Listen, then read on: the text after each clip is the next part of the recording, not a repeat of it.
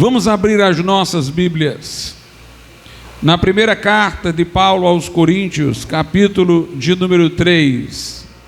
Primeira carta aos Coríntios, capítulo 3, onde nós leremos os versículos de números 10 e 11. Aos Coríntios 3, primeira carta, versículos 10 e 11. Diz o seguinte, o apóstolo Paulo: segundo a graça de Deus que me foi dada, pus eu, como sábio arquiteto, o fundamento, e outro edifica sobre ele. Mas veja cada um como edifica sobre ele, porque ninguém pode pôr outro fundamento além do que já está posto, o qual é Jesus Cristo. Podeis assentar. O nosso tema de hoje, o assunto de hoje da mensagem, é o fundamento da fé evangélica. O que nos caracteriza como evangélicos? Qual o diferencial da nossa mensagem? Em primeiro lugar, é bom que nós esclareçamos o termo evangélico. Muita gente pensa que qualquer profissão de fé cristã que não seja católica romana é necessariamente evangélica, o que não é verdade. Os adventistas do sétimo dia, os testemunhas de Jeová, como se intitulam, os mórmons, por exemplo, eles não são evangélicos. Eles não comungam com os princípios basilares da nossa fé e nem nos veem como também seus aliados, exceto quando há uma razão estratégica deles para proselitismo. Nós não podemos também fazer uma identidade dos evangélicos com certas denominações que têm surgido de um tempo para cá, como por exemplo a Igreja Universal do Reino de Deus, como assim intitulada. Ela não é evangélica, ela é fruto de um processo histórico de sincretismo da pós-modernidade. Se você observar o bispo dela, que é o bispo primaz, ele figura como se fora um papa, é um bispo de bispos. O nome da igreja é Universal, que é sinônimo de católico. Católico quer dizer universal. Diz que é católica, que é universal do reino de Deus, como se todo o universo do reino de Deus estivesse dentro dela. O que se também confunde com uma doutrina católica de que há uma sinonímia entre reino de Deus e igreja. Por outro lado, eles cantam os nossos hinos, como os católicos carismáticos também o fazem. E de outro aspecto, eles têm coisas como o que eles chamam lá de sessão do descarrego, que tem mais parentesco com uma prática relacionada às religiões afrodescendentes ou indígenas até. Eles fazem cultos a objetos sagrados, uma água que é orada, equivalente à água benta, objetos que comunicam graça, o que tem mais parentesco com o catolicismo. É, portanto, um sincretismo. E as outras relacionadas vão na mesma direção, percebe-se logo pelo nome, internacional da graça. A mesma ideia de universal, mundial do poder de Deus, mundial, um termo alternativo para universal. Esses conglomerados religiosos que enfatizam apenas a prosperidade terrena, a aquisição de bens, a vida bem-sucedida secularmente, não tem nada a ver com a fé evangélica. Não podemos também identificar os evangélicos por uma época. Geralmente a igreja romana gosta de falar que ela vem desde os apóstolos, e os protestantes ou evangélicos começaram no século XVI. Mas isso também não é verdade.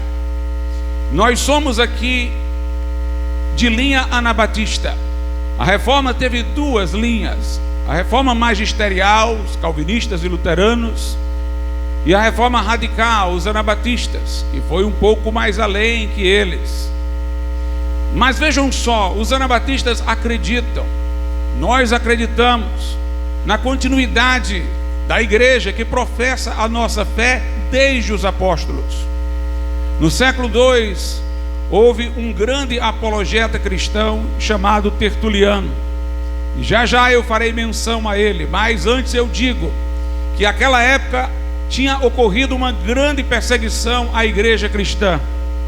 E finda a perseguição, começaram a receber novamente nos púlpitos, nas exposições, pessoas que durante a perseguição não apenas tinham negado a fé, mas tinham entregado irmãos, tinham entregado aos perseguidores manuscritos do Novo Testamento para que fossem destruídos.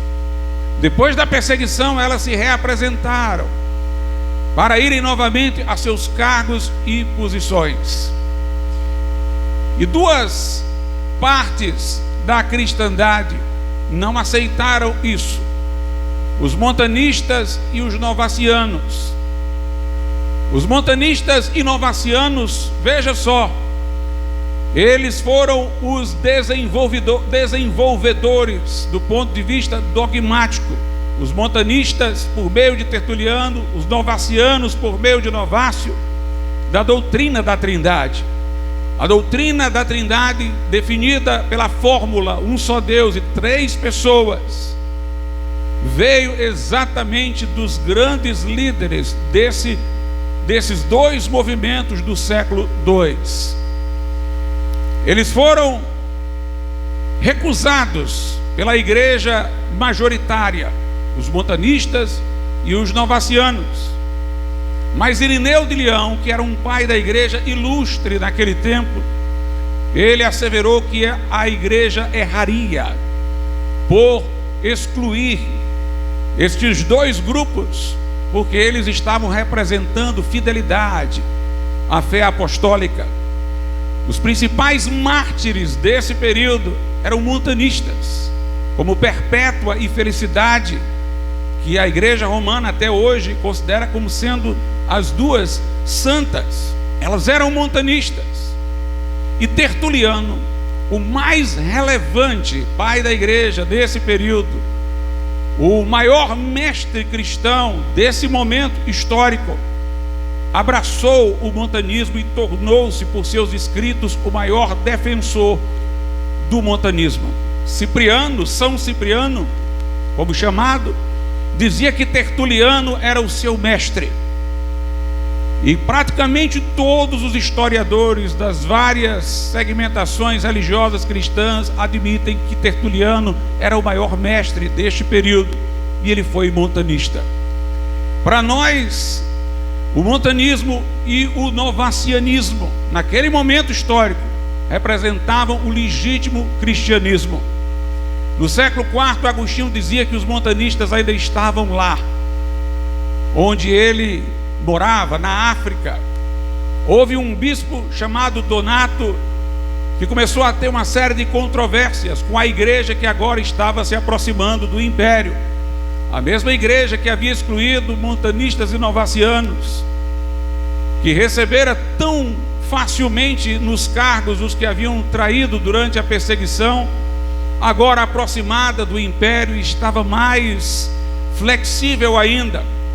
E Donato começou a romper com essa igreja, até que finalmente ele se uniu aos montanistas. Dada a sua liderança, eles tinham o nome de donatistas.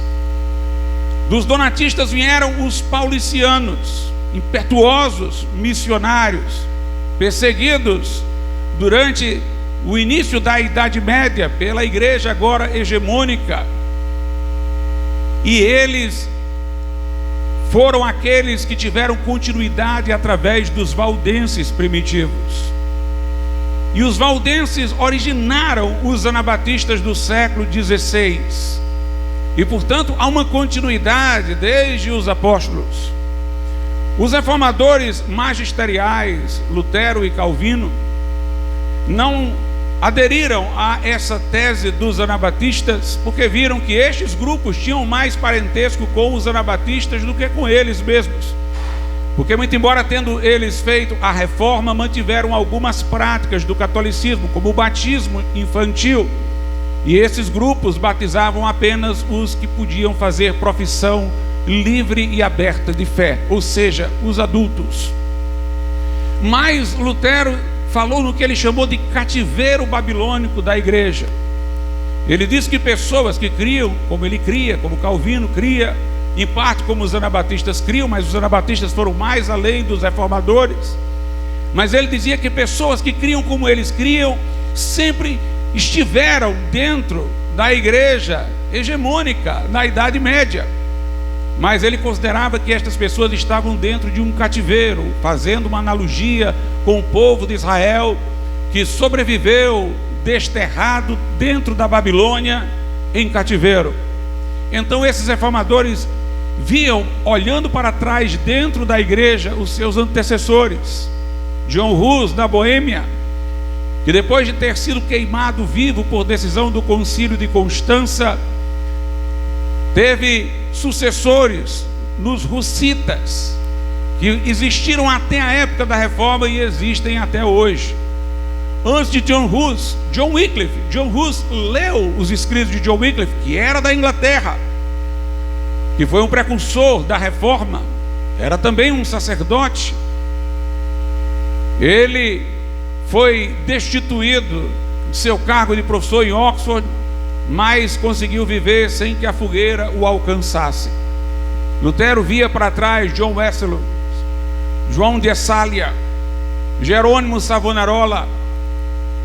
Ele reconhecia os valdenses primitivos também, os mesmos que os anabatistas reconheciam, e indo para trás ele chegava até os chamados pais do deserto. No século IV, quando a igreja maior se uniu ao império, teve essa aproximação com o império, com a conversão de Constantino, houve muitos que achavam que ela estava fazendo concessões em sua fé, e eles não queriam sair da igreja. Então eles se refugiaram no deserto, se tornaram os precursores dos monges, mas na verdade porque eles achavam que a cristandade estava transigindo e eles não queriam romper abertamente, então se isolaram numa vida reclusa. Os reformadores magisteriais viram a igreja sobreviver dessa forma, através do que eles chamavam de cativeiro babilônico, que começa para eles no século IV. E os anabatistas viam a igreja na periferia da história, fora da igreja hegemônica, nessa sucessão que regressa até o montanismo e o novacionismo, que eles acreditavam está dando continuidade no século II e III, a verdadeira fé apostólica. É interessante, irmãos, que os anabatistas gostam de citar os pais apostólicos mais antigos, como Tertuliano, como Irineu. Os protestantes magisteriais gostam de citar Agostinho, que se baseiam na teologia agostiniana. E a igreja hegemônica com a qual eles se debateram à época estava pautada principalmente nas ideias de Tomás de Aquino, muito posterior a Agostinho, muito posterior aos chamados pais apostólicos do século II. Para não deixar a lacuna, houve Erasmo de Roterdã, que era um propositor de uma reforma interna na igreja, não rompeu com ela, manteve-se dentro dela, mas divergia dela. O seu referencial não era Tomás de Aquino, nem Agostinho, nem Tertuliano, mas era Jerônimo, São Jerônimo, que era do século IV, contemporâneo a Agostinho, com o qual Agostinho divergiu em muitas ideias. Então não é pela cronologia que nós vamos estabelecer uma distinção, mas tem que ser por outro caminho. A igreja evangélica, ela se identifica por 5 princípios. Os 5 solas, como nós chamamos. Só a Escritura, para nós, é regra de fé e de prática. Só Jesus Cristo é mediador, intercessor, sumo sacerdote, advogado, que está junto ao Pai, representando-nos, mediando nossa causa, obtendo-nos salvação, rogando por nós. Só a fé salva. É o terceiro sola. Somos salvos não por obras, não por méritos, mas através da fé, unicamente pela fé em Jesus Cristo. Nós acreditamos que somos salvos só por graça, portanto, pela graça mediante a fé. É o favor imerecido de Deus, a boa vontade de Deus para conosco, não a nossa conquista própria que faz a salvação ser possível.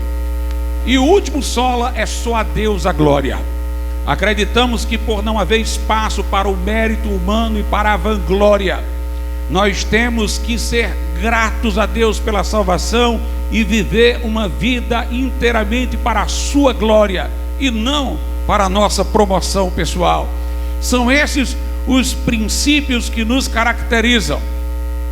Há divergências entre os evangélicos no que diz respeito a formas de organização eclesiástica e às vezes algumas divergências em termos de interpretação da espiritualidade, da santificação.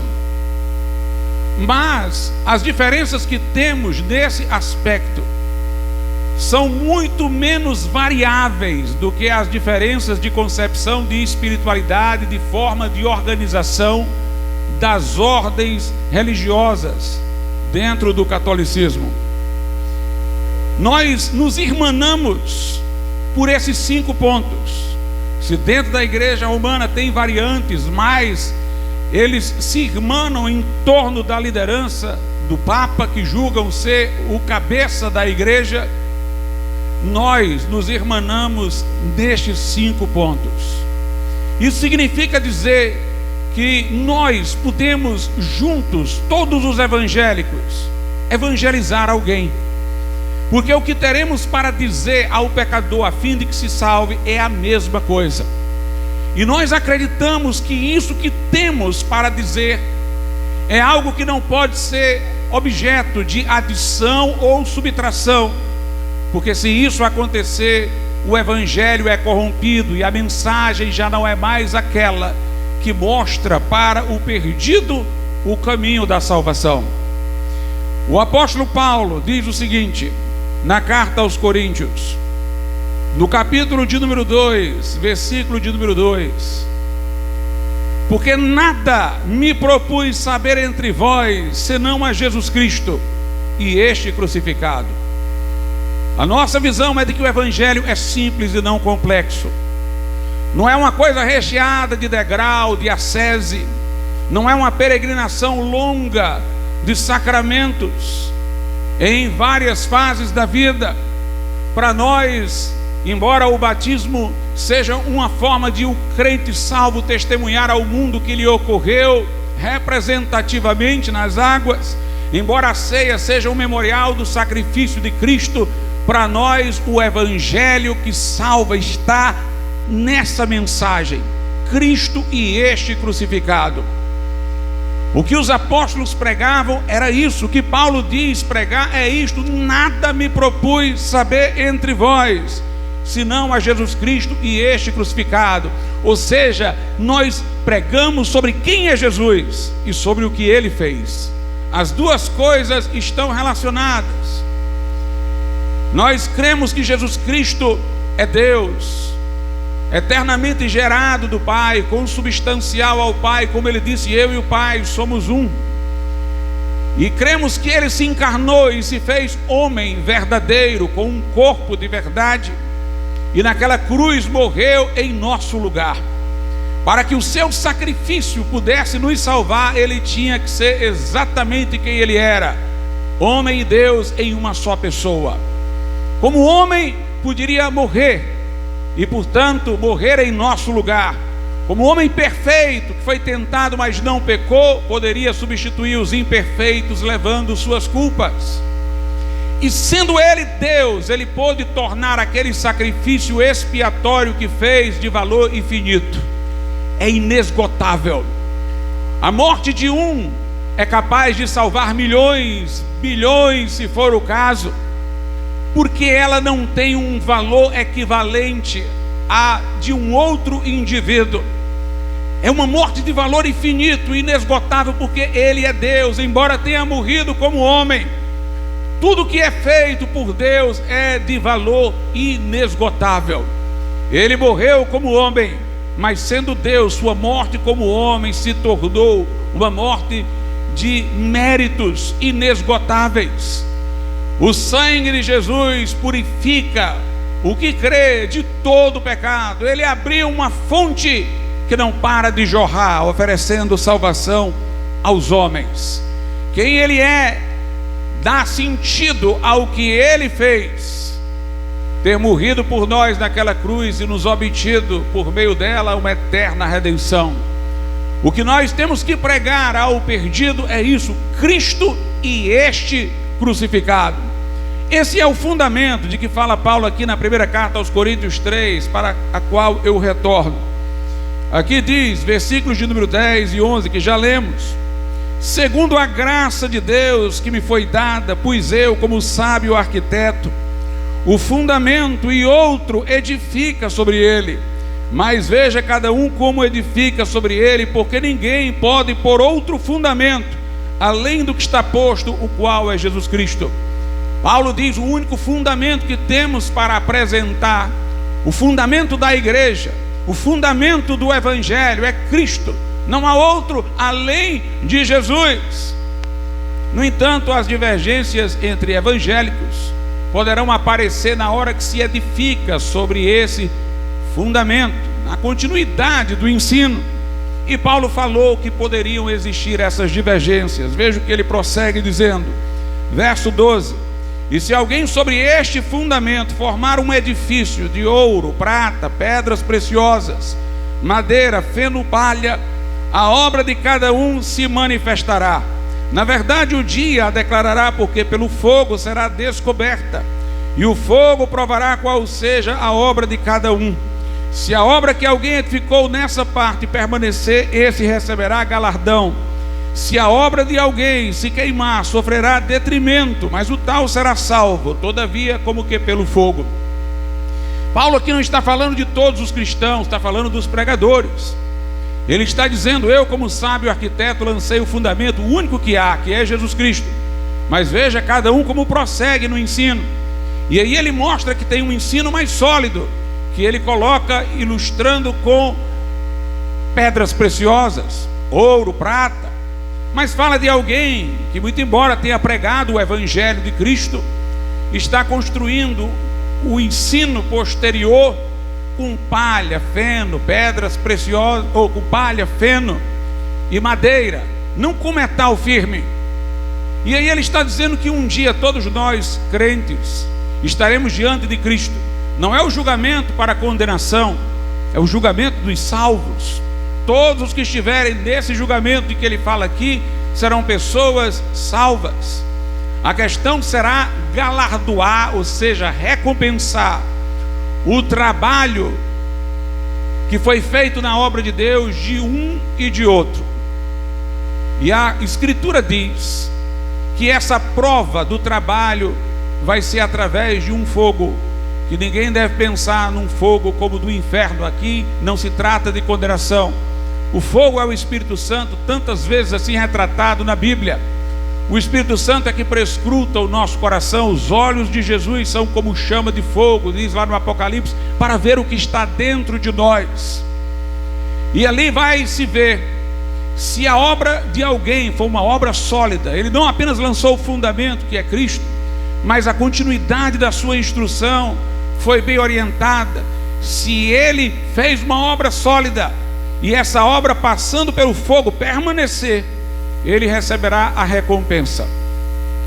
E se alguém pregou a Cristo, pregou o Evangelho, mas teve uma instrução equivocada, frágil, poderá ser que sua obra, não ele, sua obra passando pelo fogo, seja queimada e ele não receba recompensa.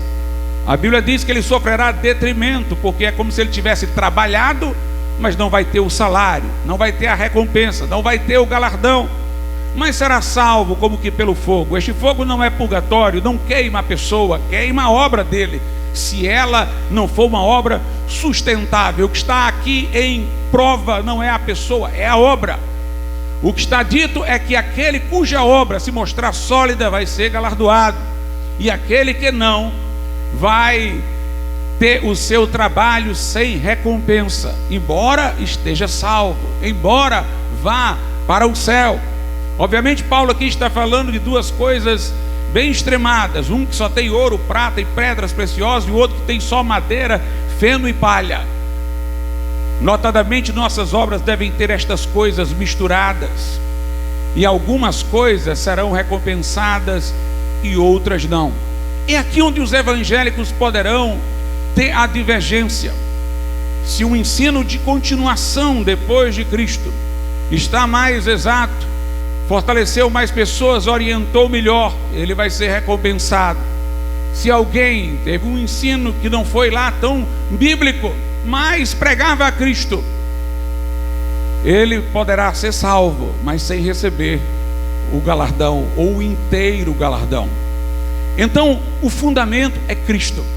Essa é a base de salvação. Nada me propus saber entre vós, diz Paulo, senão a Jesus Cristo e este crucificado. Veja o que a Bíblia diz lá no Evangelho de João. Evangelho de João, capítulo de número 5.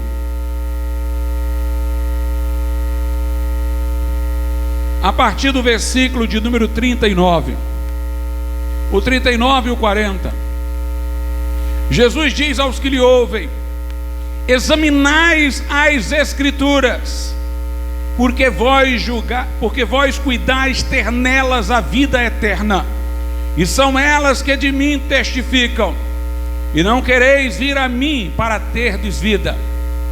Note, Jesus reconhece a importância do exame das Escrituras, o exame pessoal. Jesus responsabiliza seus ouvintes por examinar as Escrituras.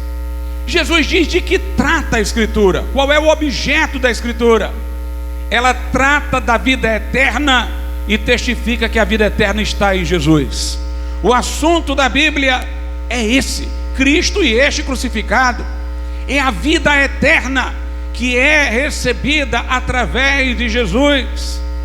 E Jesus diz: apesar de vocês poderem examinar as Escrituras, ver nelas a vida eterna e saber que elas testificam que essa vida eterna está em mim, contudo vocês não querem vir a mim para terdes vida. O que nós aprendemos desse texto é que a fé pela qual vamos a Jesus tem que ser uma fé baseada nas Escrituras. Jesus não quis que os seus ouvintes viessem a ele a não ser pelas Escrituras. Interessante que em certos lugares Jesus chegava e pessoas endemoniadas falavam, os demônios das pessoas falavam: bem sei quem tu és o santo de Deus. Jesus disse: cala a boca, e expulsava o demônio. Jesus não queria que as pessoas viessem a ele porque um demônio o tinha reconhecido. Jesus queria que as pessoas viessem a ele através das Escrituras. A única regra de fé e prática são as Escrituras sagradas. Por isso a igreja antiga usava a palavra cânon para se referir à Bíblia, livros canônicos. O que quer dizer cânon? Era um instrumento de medição, uma régua. A Escritura é o cânon, é a regra de fé, é o padrão de fé. Jesus não queria uma fé baseada no que alguém dissesse que não estivesse na Escritura. Jesus não queria que a pessoa viesse porque um demônio o reconhecera como o Verbo de Deus. Jesus queria que a pessoa examinasse as Escrituras e viesse a Ele por uma fé iluminada pelas Escrituras sagradas. Não é crer no Jesus que alguém imagina, figurado por qualquer coisa. Não, é crer no Cristo da Escritura. Lá no dia da festa dos tabernáculos, em João 7, Jesus pôs-se de pé e clamou: quem tem sede, vem a mim e beba. Quem crê em mim, como diz a Escritura, do seu interior fluirão rios de água viva. Só a Escritura. E ele diz: as Escrituras falam da vida eterna, testificam de mim, contudo não quereis vir a mim.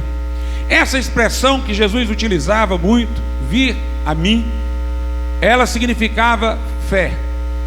Poderíamos pegar inúmeras passagens de João comparativas, onde ele fala da mesma coisa que se obtém vindo a ele e crendo nele, porque vir a ele é crer nele. Note, Jesus não endereçou as pessoas a outro lugar ou a outra pessoa. Ele não disse: ide àquele lá.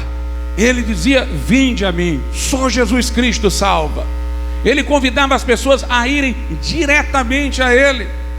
Contudo não quereis vir a mim, era para eles, através da Escritura, entenderem que deveriam ir a Jesus, diretamente a Jesus.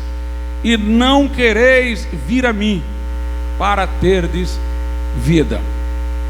Vejamos uma outra passagem, também no Evangelho de João.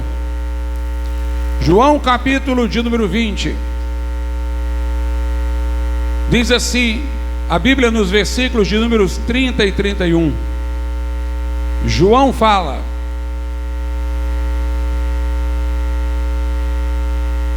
Jesus, pois, operou também em presença de seus discípulos muitos outros sinais que não estão escritos neste livro. Estes, porém, foram escritos para que creais que Jesus é o Cristo, o Filho de Deus, e para que, crendo, tenhais vida em seu nome. Alguém pode pensar: pastor, aqui João não está mostrando que a Escritura é incompleta, há coisas outras que Jesus fez que não estão aqui. Note que primeiro ele não fala de coisas que Jesus ensinou, mas que operou e que não estão aqui. Mas ele fala o mais importante, que os que estão aqui é suficiente. Ou seja, não caberia no mundo inteiro, mas o que tem aqui é o necessário. O que tem aqui é o bastante. O que tem aqui é o necessário para regrar a fé de vocês. A Bíblia diz que as coisas ocultas pertencem a Deus e as reveladas pertencem a nós, diz lá no Velho Testamento. O que Jesus fez a mais saberemos do céu, mas o que temos aqui é o bastante, é o que João está dizendo. Note, verso 31, estes, porém, foram escritos para que creais que Jesus é o Cristo, Filho de Deus, e para que, crendo, tenhais vida em seu nome. Mais uma vez nós vemos, a Escritura é que nos leva à fé, é que nos leva a Jesus. Inclusive é interessante que este texto aqui esteja no mesmo Evangelho de João, onde nós há pouco lemos: examinai as Escrituras, porque julgais ter nelas a vida eterna, elas de mim testificam, contudo vocês não querem vir a mim para terdes vida. Note como João considerava o seu Evangelho já enquanto escrevia parte da Escritura, porque ele diz que Jesus falou que se deveria examinar as Escrituras para por elas ir até Ele.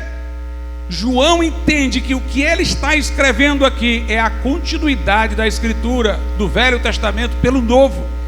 Porque se deveríamos ir a Jesus pelo exame das Escrituras, João está dizendo que o que ele está escrevendo inclui-se nessa Escritura a ser examinada. Estes, porém, foram escritos para que creais que Jesus é o Cristo, o Filho de Deus, e para que, crendo, tenhais vida em seu nome. Nós não cremos no Novo Testamento porque alguma organização eclesiástica disse: isso daqui é a palavra de Deus. Nós cremos primeiro porque o Espírito Santo nos faz ouvir a palavra de Deus através do Novo Testamento, mas porque os próprios autores já diziam, eu não preciso de autoridade externa. Os autores do Novo Testamento já reconheciam a inspiração do que falavam. Em João 21, 24 diz assim: este é o discípulo que testifica destas coisas e as escreve. E sabemos, nós e vocês, que o seu testemunho é verdadeiro. João está dizendo que a igreja daquele tempo que lia o seu evangelho, com ele sabia que o que estava aqui era a verdade. Nós não reconhecemos o Novo Testamento porque alguém do lado de fora nos diz, os autores diziam.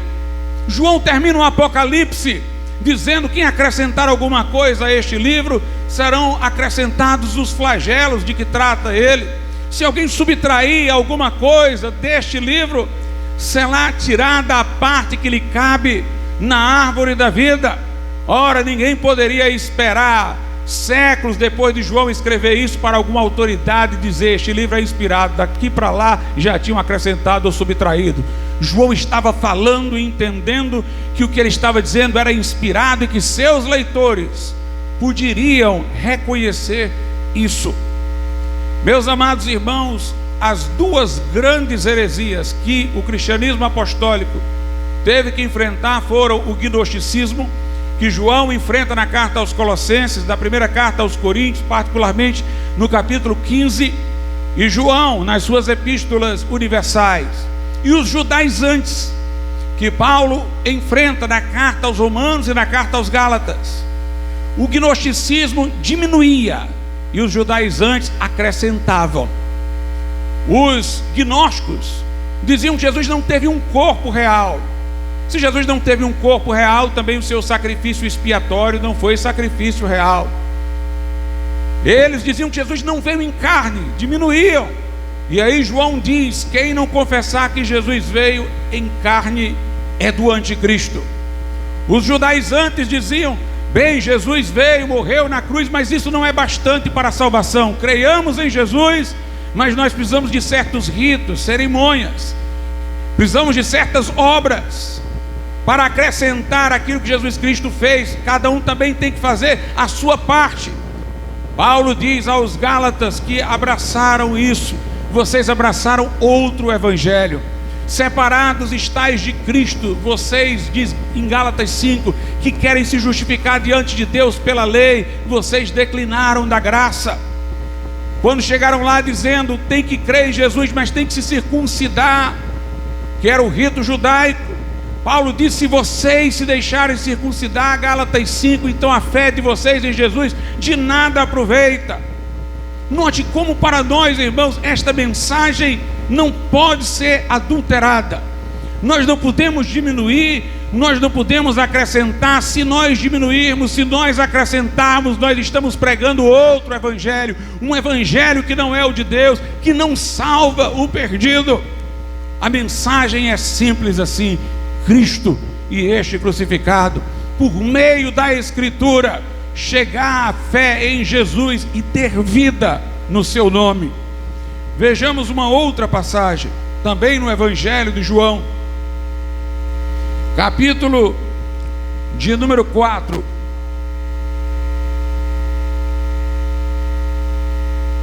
Quando Jesus fala com a mulher samaritana. João 4, versículo de número 10. Veja o que Jesus disse à mulher samaritana. Jesus respondeu e disse-lhe: se tu conheceras o dom de Deus, e quem é o que te diz, dá-me de beber, tu lhe pedirias, e ele te daria água viva. Como eu amo esta passagem pela simplicidade. Jesus está dizendo que para a salvação, somente duas coisas ela precisava saber, que ele suspira para que ela soubesse qual era o dom de Deus e quem era ele que estava falando com ela. O dom de Deus é a salvação que foi obtida na cruz do Calvário, e aquele com quem ela falava era o Filho de Deus encarnado, que proveria salvação na cruz. Jesus mostra a simplicidade do conhecimento para a salvação. Mulher, se tu conhecer o dom de Deus, e quem é o que fala contigo? Tu lhe pedirias e ele te daria. É a segunda coisa maravilhosa. Tem só duas pessoas aí, tu e ele, não tem mais ninguém. Tu pede, é direto, e ele te dá. Tu lhe pedirias e ele te daria a água viva. Conhecer qual é o dom de Deus, aquele obtido na cruz. Conhecer quem é Cristo, Filho de Deus, encarnado. E entendendo isso pela Escritura, rogar a Ele, sem ninguém mais no meio, diretamente tu lhe pedirias e Ele te daria a água viva. A Bíblia Sagrada diz, irmãos, que Jesus pode nos salvar sozinho, sem ninguém. Hebreus 7:25 diz assim: Ele pode salvar perfeitamente, totalmente, cabalmente, os que por Ele se chegam a Deus, porquanto Ele vive sempre para interceder por eles. A Bíblia mostra, irmãos, que Jesus Cristo está vivo e ressuscitado para ser um intercessor contínuo. Nós não precisamos de outro intercessor se nós temos Jesus intercedendo em contínuo. Só se Deus quisesse ouvir alguém mais além de Jesus, não quisesse dar crédito a Jesus. Mas o texto em Hebreus 7:25 diz: Ele vive sempre para interceder por eles. Ele é o intercessor contínuo. Ele pode salvar perfeitamente os que por Ele se chegam a Deus. O sacrifício dele na cruz foi completo.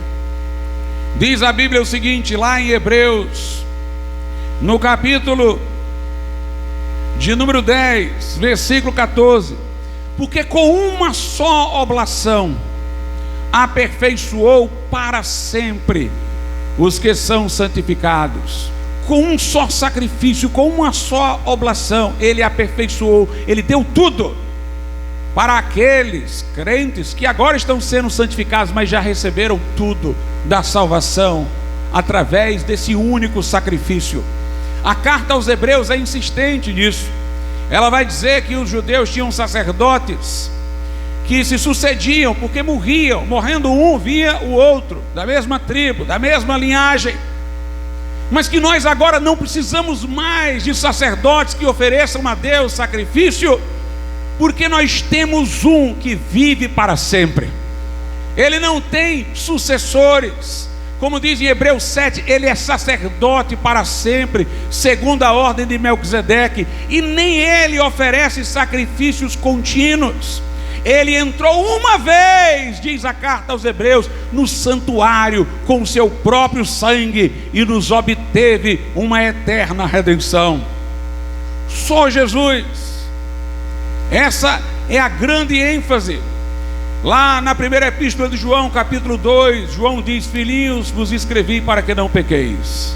Portanto, veja que a Escritura foi escrita com o propósito também da nossa santificação. Isto foi escrito para que vocês possam andar em retidão. Vos escrevi para que não pequeis. Mas se pecardes, nós temos um, ele não fala dois, nós temos um advogado para com o Pai. Lá junto ao Pai, nós temos um advogado. Aqui nós oramos uns pelos outros, mas aqueles que já partiram e estão no céu não podem orar por nós, porque não são oniscientes para saber o que nos acontece. E nem Deus permitiria que eles vissem as coisas terrenas para se afligirem lá. O céu é o lugar de descanso dos salvos. Mas nós temos um que é onisciente, que sabe o que está acontecendo aqui, e que é o nosso advogado para com o Pai. Em 1 Timóteo 2,5 diz: porque há um só Deus e um só mediador entre Deus e os homens, Jesus Cristo homem. Em Hebreus 8:1 a Bíblia diz que este é o ponto principal. Diz: o ponto principal do que nós estamos dizendo é que nós temos um só, um sumo sacerdote tal, que se assentou à destra de Deus. Pedro disse em Atos 4:12: e em nenhum outro há salvação, porque debaixo do céu nenhum outro nome há dado entre os homens pelo qual devamos ser salvos. Um sacrifício perfeito, um Cristo perfeito, Cristo e este crucificado, saber quem Ele é, saber o que Ele tem para dar, o que nos obteve por meio de seu sangue, e aí rogar a Ele em simplicidade de fé como uma criança. No entanto, meus irmãos, eu tenho dito aqui que ir a Jesus é crer nele. Uma passagem que resolveria isso facilmente é João 7, quando Jesus diz: quem tem sede, vem a mim e beba. Vem a mim e beba. Porque quem crê em mim, a ele é eterno. Vir a ele e crer nele. Porque quem crê em mim, como diz a Escritura, do seu interior fluirão rios de água viva. Vamos entender, entretanto, que fé é essa que salva. Porque pessoas, às vezes, dizem, desdenhando desta mensagem simples do Evangelho, o seguinte: então é muito fácil. Eu digo que creio em Jesus, qualquer pessoa na rua diz que crê em Jesus e está salva. Não. A fé de que nós falamos aqui é uma fé, inclusive, que ninguém poderia ter sem o Espírito Santo agir nela. A pessoa pode resistir ao Espírito Santo, que quer levá-la à fé, mas ela não chegaria a essa fé sem uma intervenção sobrenatural do Espírito Santo. Então vamos entender que fé é essa, porque não é uma mera fé dogmática, aceitar o que uma igreja ensina, aceitar uma declaração de fé. Isso é um assentimento intelectual, é relacionamento do intelecto com proposições, não da pessoa com Deus. Esta fé, que é meramente um assentimento da mente, é a fé morta de que fala Tiago. Ela não gera mudança. Tiago diz que a fé sem obras é morta em si mesma. A palavra-chave é essa: em si mesma. Ou seja, ela não existe. Ela não é apenas morta, ela é morta nela mesma. Ela não tem vida nela mesma. Uma fé que é um mero assentimento da mente, não gera mudança, não gera transformação de vida. Não é a fé salvífica, é a fé morta. É a fé do intelecto. Mas a fé viva, ela é operada pelo Espírito Santo. Aquele que a tem não somente vai a Cristo, mas em Cristo é transformado numa nova criatura, é colocado em novidade de vida, para viver uma vida de santificação, de frutos. Portanto, uma vida diferente daquela que ele vivia. Primeiramente, nós podemos ver o seguinte: vamos ver o que a Bíblia diz sobre a fé salvadora. Romanos capítulo de número 10. Eu vou dizer o que já disse aqui várias vezes, a origem dessa fé. Romanos 10, 17. De sorte que a fé é pelo ouvir, e o ouvir pela palavra de Deus. Essa fé é a fé de quem compreendeu este evangelho simples de que eu estou falando aqui. Esta fé é a fé baseada no que a palavra de Deus diz. Ela, portanto, tem origem, ela tem base, ela tem informação através da palavra de Deus. Em Romanos 10, ainda, versículos de número 8 e 9, diz assim, eu vou ler o 8, o 9 e o 10. Mas que diz: a palavra está junto de ti, na tua boca e no teu coração. Esta é a palavra da fé que pregamos, a saber, se com a tua boca confessares ao Senhor Jesus, e em teu coração creres que Deus o ressuscitou dentre os mortos, serás salvo. Visto que com o coração se crê para a justiça, e com a boca se faz confissão para a salvação. Esta é uma fé que confessa. Isso significa que a pessoa se compromete com essa fé. Ela não é uma fé que se esconde, é uma fé que confessa. Eu aceito, pregador, mas eu não quero me identificar no meu local de trabalho, eu não quero me identificar no colégio, eu não quero me expor. Esta fé salvadora, irmãos, é uma fé pela qual a pessoa não consegue não confessar. É interessante que uma vez quiseram ameaçar Pedro e João, que estavam pregando a palavra. Disseram: não falem mais no nome de Jesus. E a resposta de Pedro e João foi: nós não podemos parar de falar do que temos visto e ouvido. Quando Jesus pregou o duro sermão de João capítulo 6, e muitos começaram a retroceder, ir embora, os discípulos disseram: Senhor, duro é esse discurso. Jesus disse: vocês querem ir embora também? eles disseram: para quem iremos nós, Senhor? Só tu tens a palavra da vida eterna, e nós temos crido e conhecido que tu és o Filho de Deus. Aquele que tem a fé salvadora, ele confessa, ele a assume, ele está pronto para sofrer perseguição. É uma fé que nos compromete com Cristo. Outra coisa que aprendemos aqui de Romanos 10 é que diz assim nos versículos 9 e 10: a saber, se com a tua boca confessares ao Senhor Jesus e em teu coração creres que Deus o ressuscitou dentre os mortos, serás salvo, visto que com o coração se crê para a justiça e com a boca se faz confissão para a salvação. A fé salvadora, irmãos, ela não foi aqui identificada na mente, mas no coração. Atente para isso. Não é se com a tua mente creres, com o teu coração creres. Coração na Bíblia é sede dos afetos, os mais profundos. A fé salvadora, portanto, meus amados irmãos, não é uma fé numa instituição, não é uma fé numa proposição doutrinária, é uma fé pessoal, na pessoa de Jesus. O coração se apega a Ele. Se você confessar que Ele é o Senhor, reconhecer quem Ele é, e o seu coração se apegar a Ele, será salvo. É confiar na pessoa de Jesus. Por isso Jesus disse à mulher samaritana, tu lhe pedirias e Ele te daria. Ou seja, você confia naquele a quem pede. Por isso que aqui em Romanos 10, diz assim a Bíblia no versículo 13: porque todo aquele que invocar o nome do Senhor será salvo. É alguém que chama Jesus para vir salvá-lo, confia na pessoa dele. As definições escolásticas de fé não viam assim.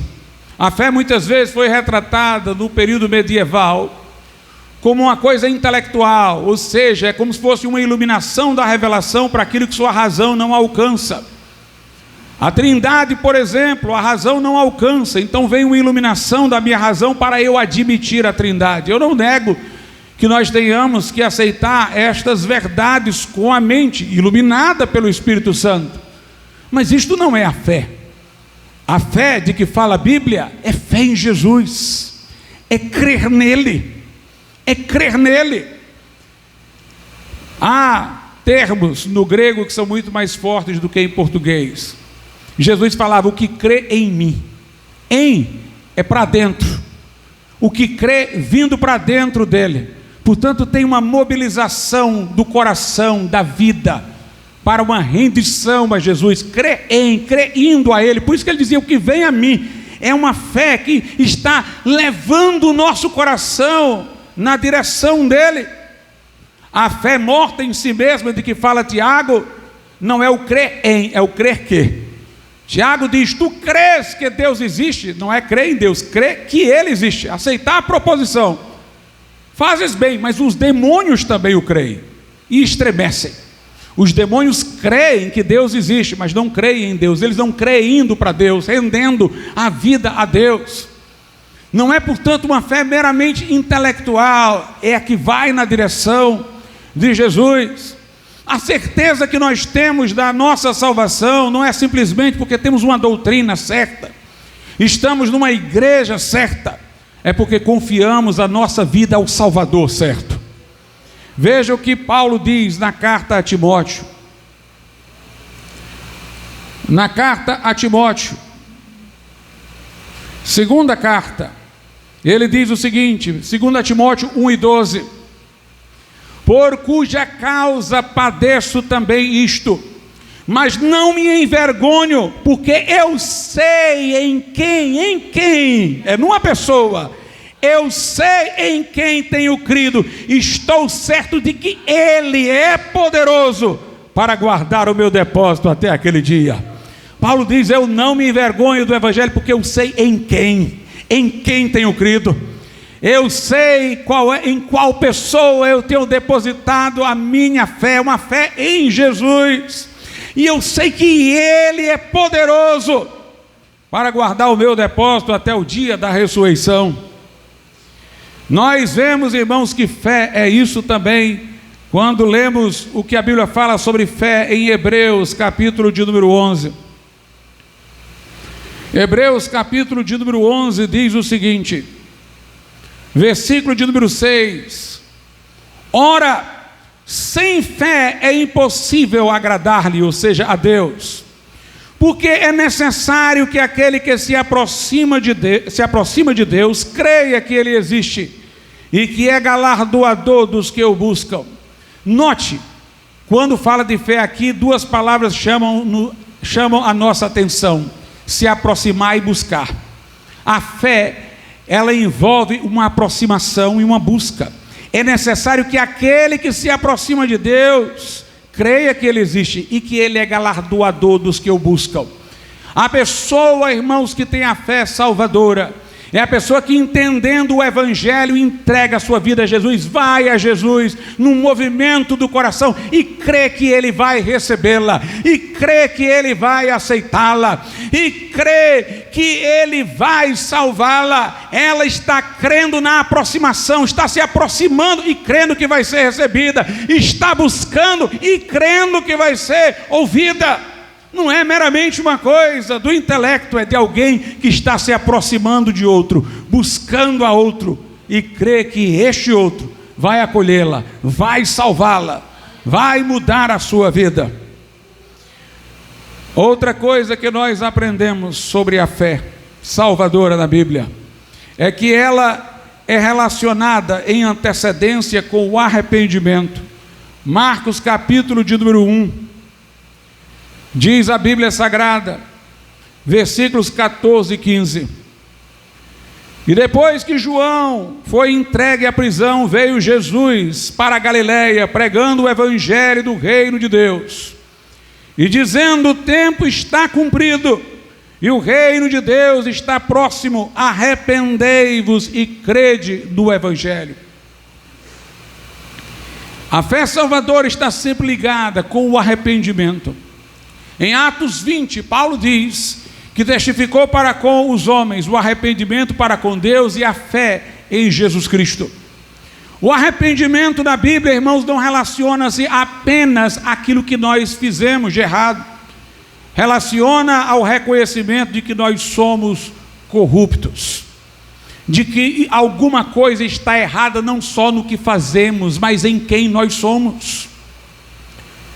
Lá no Salmo 51, Davi não apenas disse: pequei contra ti somente pequei, falando de seu ato. Ele disse: eis que eu nasci em iniquidade, e em pecado me concebeu minha mãe. Paulo não apenas disse: persegui a igreja, não mereço ser apóstolo, mas ele também disse: miserável homem que sou, quem me livrará do corpo desta morte? Jó disse: eu me abomino do pó e na cinza. Paulo disse: em mim mesmo, isto é, na minha carne, não habita bem algum. Isso é tão forte, irmãos, que eu digo-vos, ninguém pode reconhecer isso de si mesmo se o Espírito Santo não convencer. Todos nós temos a tendência da defensiva, da desculpa, da ressalva, do eufemismo, do que fizemos de errado. Todos nós queremos salientar as nossas virtudes, mas o Evangelho descortina como nós estamos aos olhos de Deus, não do nosso vizinho, não do nosso pai, da nossa mãe, que sempre nos aplaudirão, mas diante de Deus. Deus não vê a mistura de bem e mal que temos como um pouco de bem e um pouco de mal. Ele vê tudo corrompido, porque o mal misturado com o bem corrompe o bem. Porque uma mosca na sopa a imprestabiliza. Tiago diz: se nós obedecermos aos mandamentos de Deus e errarmos num só, para Deus seremos culpados de todos, porque Deus não contabiliza mandamento, Ele estabeleceu uma lei para ser cumprida. Para nós reconhecermos com toda esta força de gravidade a nossa condição pecaminosa, não meramente nos ramos ou nos frutos, mas na raiz. Nós temos que ser colocados diante de Deus. Diante dos homens sempre vai ter aquele que é pior do que nós, e por meio dele nós nos confortaremos que não somos tão pecadores, mas o Espírito Santo nos encurrala, nos coloca diante de Deus, e quando contrastados com Deus, nós reconhecemos o nosso pecado, como o profeta Isaías, que teve uma visão do Senhor, e ele disse: ai de mim, que sou um homem de lábios impuros, habito no meio de um povo de impuros lábios, e eu vi o rei. Como Pedro, que uma vez jogou-se na água, dizendo a Cristo: afasta-te de mim, porque eu sou pecador. Por que que o arrependimento é necessário para a fé? Porque a fé salvífica é uma confiança integral em Jesus, total. E eu só posso confiar inteiramente em Jesus quando eu desistir totalmente de que eu tenho alguma coisa boa.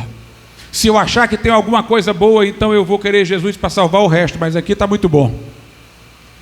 Eu tenho que chegar diante dele e dizer: não está aqui nada, nada pronto, tudo está errado, salva a minha vida.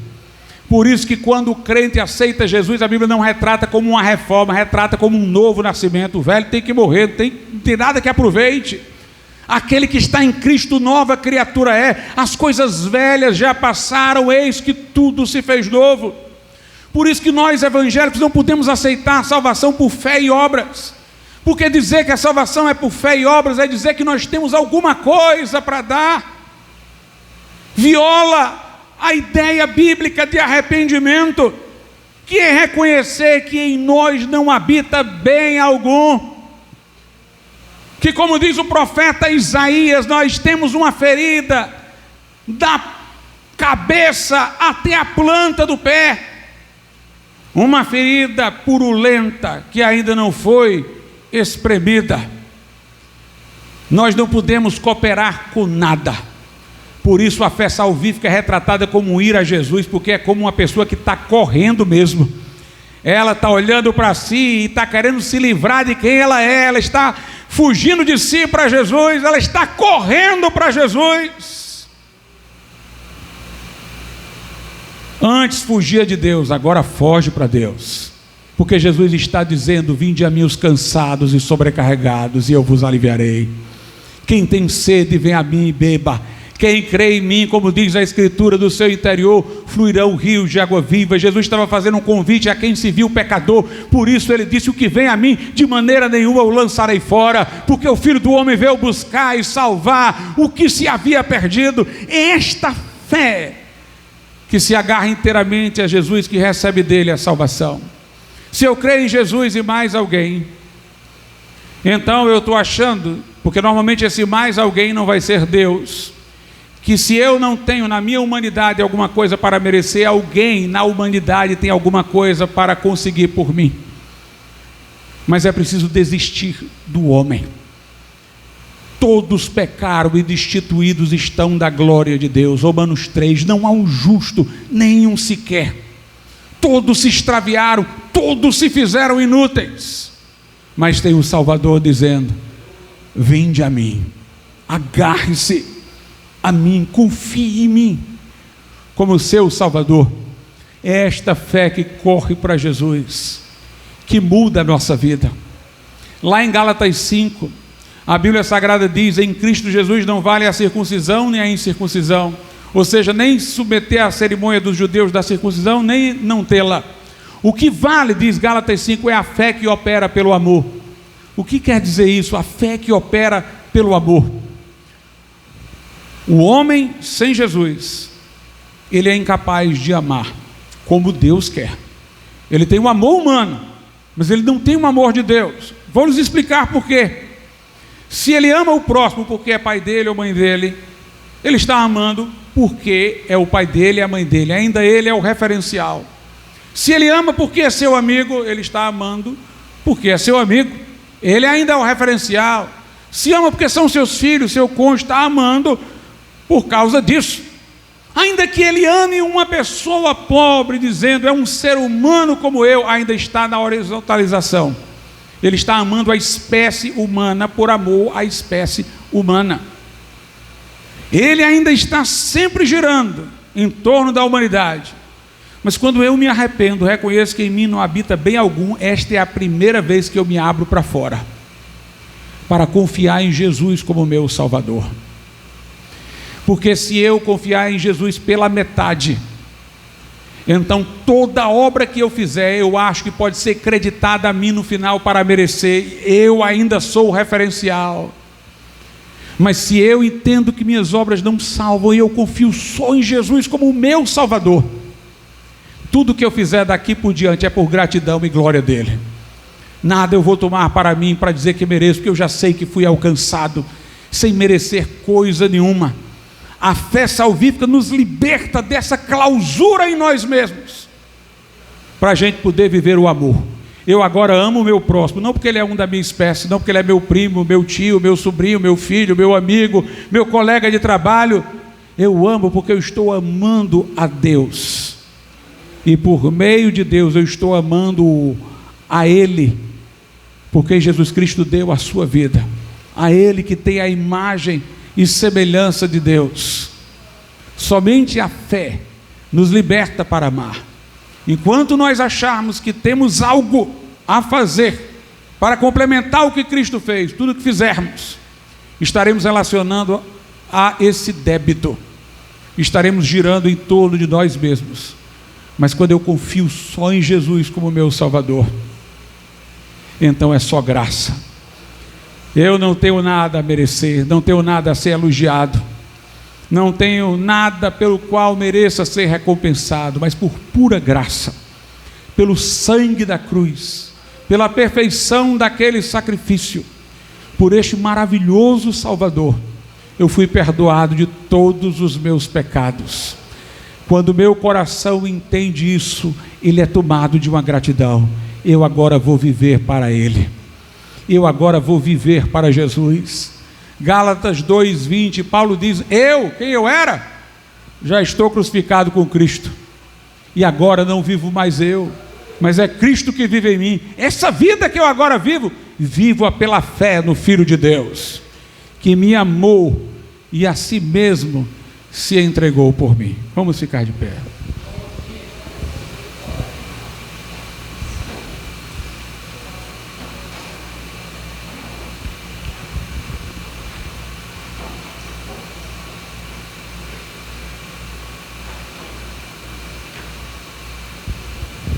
Soberano Deus, nosso Pai, nós te louvamos por este evangelho da graça, Senhor, que transforma as nossas vidas, que nos cativa a devoção eterna por gratidão, que proclama a suficiência da cruz, a fidelidade das Escrituras e a prontidão de Cristo para salvar aquele que o invoca.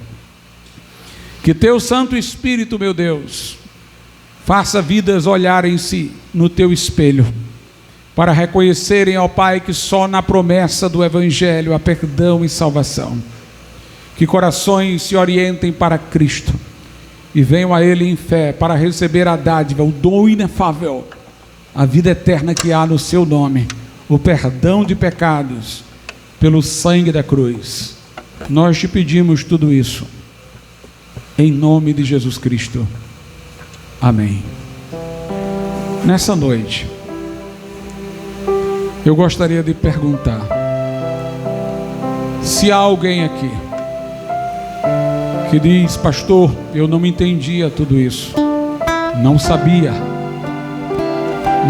dessa forma, mas eu entendi o Evangelho pela palavra de Deus. Eu sinto contrição no meu coração e eu quero entregar a minha vida a Jesus. Eu quero que Ele perdoe os meus pecados. Eu quero saber que isso me aconteceu e mude a minha vida. Se você quer tomar esta decisão, nós oraremos nessa noite hoje aqui por você. Levante a sua mão. Deus abençoe, meu irmão. Vou pedir que o irmão venha à frente, o nosso irmão pode acompanhá-lo, para nós fazermos uma oração pela vida dele. Se houver alguém mais nessa noite que quer entregar o coração a Jesus, louvado seja Deus, colega meu aqui. Se houver alguém que quer se reconciliar com Deus hoje aqui, levante sua mão. E algum irmão que estiver próximo a você, lhe fará companhia para chegar até aqui, juntamente com o nosso irmão, para nós orarmos por tua vida. Se você quiser tomar esta decisão, este é o lugar e a hora. Venha e nós oraremos por você. Soberano e altíssimo Deus, nosso Pai, eu te louvo, Senhor, pela vida do meu irmão, que neste momento coloca-se diante de ti, Senhor. Lhe rende a vida a ti, Senhor. Que Jesus Cristo, nosso Salvador, pelo Espírito Santo, encha o seu coração da paz do perdão. Que pelo sangue que molhou o lenho da cruz, o Senhor lhe apague toda mancha e lhe faça a consciência gozar da paz que só o perdão de Deus pode dar. Que teu Santo Espírito testemunhe ao seu coração a sua adoção como filho de Deus. Que opere o milagre da regeneração, da transformação. Que seu nome seja escrito no céu. E que nesse momento, Senhor, ele possa começar uma vida de gratidão a ti, pelo dom inefável. Obrigado, Senhor. Obrigado pelas tuas maravilhas. Em nome de Jesus. Amém e amém.